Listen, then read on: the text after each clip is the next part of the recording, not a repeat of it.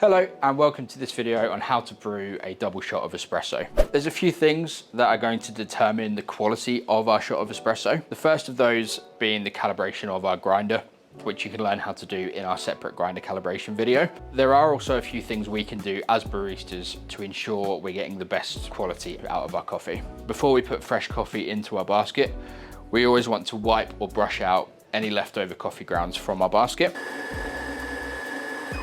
So once our coffee grounds are in the basket, the first thing we want to do is distribute those coffee grounds. Next, we place our group handle onto our tamping mat.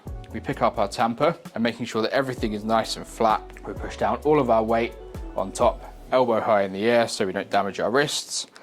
And we've then got a nice, flat, even bed of coffee for our water to flow through. We flush the filter inside the group head, so any one of these buttons on and off, just for a couple of seconds.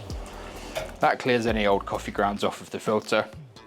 And then place our group handle into the machine, and then we run our double shot of espresso.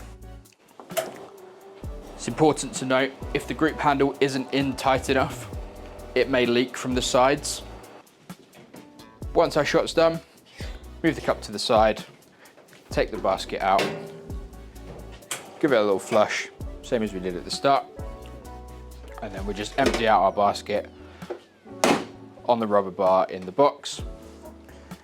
We give our basket a good brush or a wipe out, just getting rid of those old coffee grounds.